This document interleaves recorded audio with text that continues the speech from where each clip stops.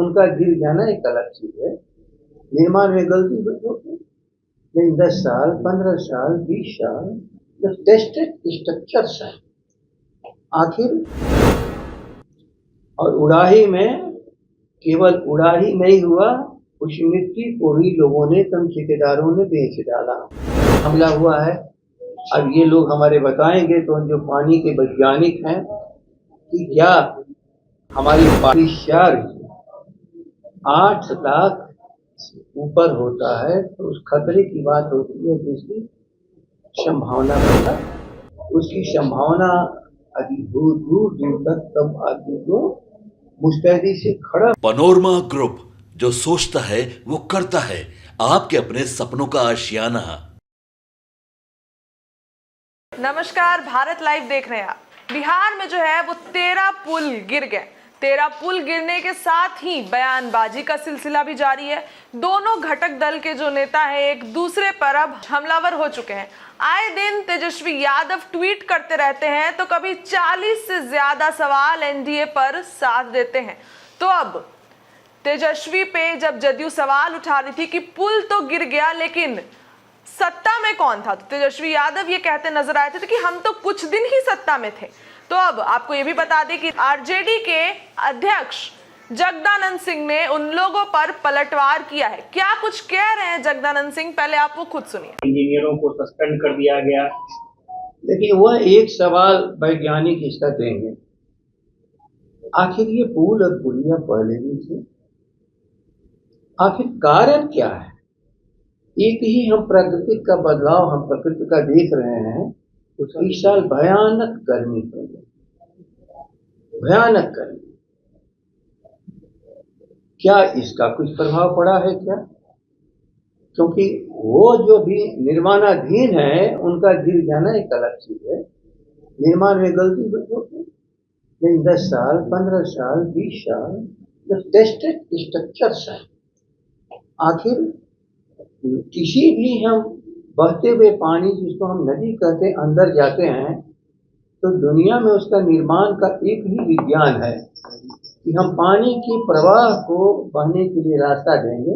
इसीलिए जो पुल बनता है हम ऊपर से जाते हैं और पानी अपने रास्ते से चला जाता है। दूसरा चीज जो सुरक्षा है कि हर नदी का एक स्कोरिंग डेप्थ कहते हैं। नदी ऊपर से नहीं खतरा है, नदी जमीन के भीतर अंदर से घुस करके सारे कंस्ट्रक्चर्स को तोड़ती है, तो उसको कहते हैं स्कोरिंग डेप्थ। उसकी कैपेसिटी है, क्षमता है। तो हम उससे बचाव के लिए उसकी जो क्षमता है उससे नीचे तक जा करके अपनी सुरक्षा को सुनिश्चित करते हैं। तो क्या पाइलिंग वहां तक नहीं था? डिजाइन फॉल्ट है क्या? केवल किसी को दोष को तलाश लेना झटके पर और अपने बचाव के लिए कि चलो क्रोध शांत हो जाएगा, सारा काम हो जाएगा। लेकिन जो इधर मैंने सुना और जाना है कि छोटी छोटी नदियों की उड़ाही हुई है 2 साल के भीतर, छोटी छोटी नदियों का। और उड़ाही में केवल उड़ाही नहीं हुआ, उस मिट्टी को भी लोगों ने, कम ठेकेदारों ने बेच डाला। मान लो कि यदि हमारी नींव 20 फीट की हो और 10 फीट 12 फीट उसकी मिट्टी को कोई निकाल लेगा तो नींव तो हमने कमजोर कर दी। जब नींव कमजोर कर दी तो जिस सारे सावधानी पूर्वक हमारे ढांचे बने हैं उस ढांचे को तो आज हमने बात को बिगाड़ दिया। इसलिए मैं बराबर कहता हूँ प्राकृतिक आपदा एक होती है दैविक, ख्याल कर लो, जिसको हम भगवान कहते हैं, आसमानी कहते हैं। आसमान से बरसता हुआ पानी, आसमान से गिरती हुई बिजली भयानक बाढ़ का कारण बनती है। एक होती है स्वयं सुल्तानी आपदा, माफ करना शब्द को जरा ठीक से ख्याल करो। एक होता है प्राकृतिक आपदा, आसमानी आपदा, एक होता है सुल्तानी आपदा। हम प्रकृति के नियम को तोड़ेंगे, अपनी रक्षा सुरक्षा स्वयं हम खत्म कर देंगे तो ये हमारी सुल्तानी आपदा है, राज्य का दोष है। अब इसमें कहाँ क्या मामला हुआ है अब ये लोग हमारे बताएंगे। तो जो पानी के वैज्ञानिक हैं कि क्या हमारी पाइलिंग जो ऑब्स्कवरिंग डेप्थ है वहां तक कोई दिख नहीं। क्या पानी का प्रवाह दिया गया था रास्ता कि नहीं दिया गया था, लेकिन उसकी सुरक्षा तो करनी पड़ती है। किनारे किनारे बाकायदे प्रोटेक्शन होता है कि नदी इसके भीतर ही, तटबंध के भीतर और इसी प्रवाह के लिए जो रास्ता दिया गया है उसके अंदर से नदी प्रवाहित हो।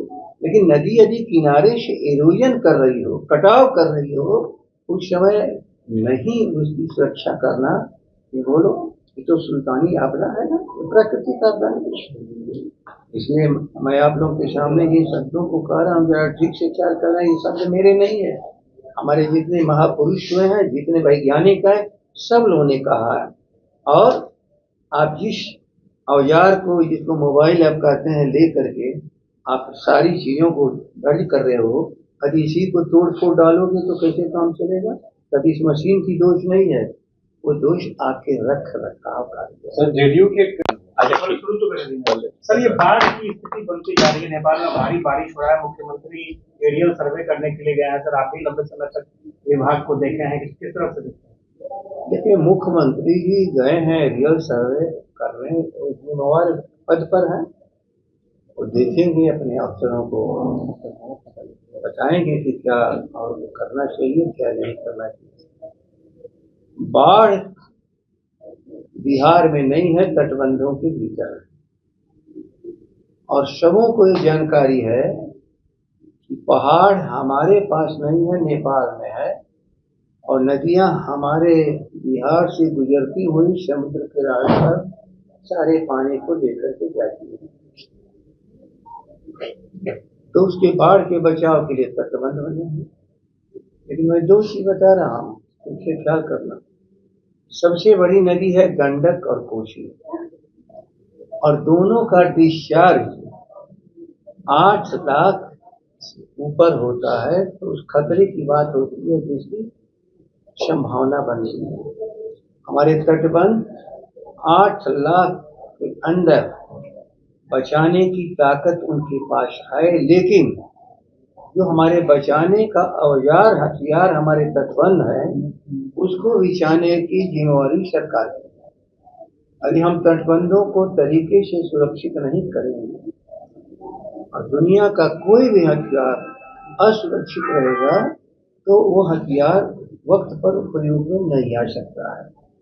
इसलिए तटबंध को देखने गए हैं, खुशी की बात है, लेकिन पैनिक क्रिएट करना कि बाढ़ बाढ़ बाढ़ भयानक, ये सब अपने आप में भारी गलती है।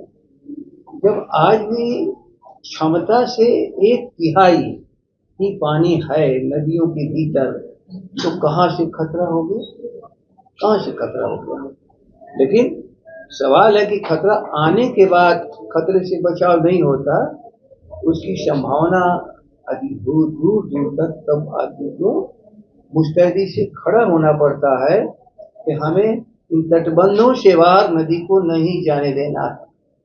और तटबंध के भीतर यदि नदी रहेगी तो कोई बात नहीं, निश्चित रूप से कहीं कहीं तटबंधों के अंदर भी कुछ लोग हैं।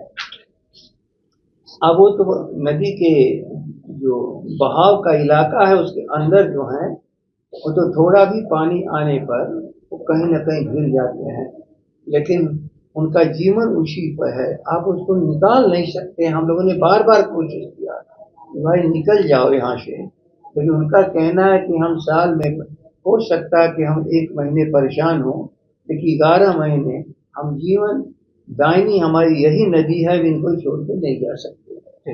इसलिए एक ही लबोलबाब कि कोई वह खतरा जिसकी आज चर्चा है वो नहीं है कहीं, लेकिन फिर भी सावधानी बरतना, अपने तटबंधों को सुरक्षित रखना, ये सरकार की जिम्मेवारी है। और उसके प्रति सजग संस्थान और जिसका नाम है सरकार, उसको रहना चाहिए। तो सुना आपने किस तरीके से जगदानंद सिंह ने उन लोगों पर पलटवार किया, उन जो लोग तेजस्वी पे बड़े सवाल खड़े कर रहे थे। और जगदानंद सिंह ने ये बात साफ कर दी है कि सत्ता में कौन था, पुल निर्माण के समय सरकार में कौन था, ये तो चर्चा का विषय ही नहीं है। ये बात जनता भी अच्छे से जान रही है और हम भी अच्छे से जान रहे हैं कि पुल पुलिया के निर्माण में कौन लोग सत्ता में थे। अब देखने वाली बात होगी कि इस पे एनडीए घटक दल के नेता किस तरीके से अपनी सफाई रखते हैं और किस तरीके से पलटवार करते हैं। इससे मिलकर तमाम खबरें हम आप तक पहुंचा रहे हैं। ऐसी ही खबरों के लिए बने रहिए भारत लाइव के साथ। बहुत बहुत धन्यवाद। पनोरमा ग्रुप, जो सोचता है वो करता है। अगर ये वीडियो पसंद आई और वह बिहार के राजनीति और बिहारियत से सरोकार रखेनी तो सब्सक्राइब बटन दबा के चैनल के सब्सक्राइब कर ली। ओजे एगो घंटी बा, ओकरा बटन दबा देला से कुल सटीक और मारक खबर रुआ मुफ्त में मिल जाई। अगर रुआ पत्रकारिता के हमनी के नया प्रयोग में सहयोग कर चाहतानी तो ज्वाइन बटन दबा दी।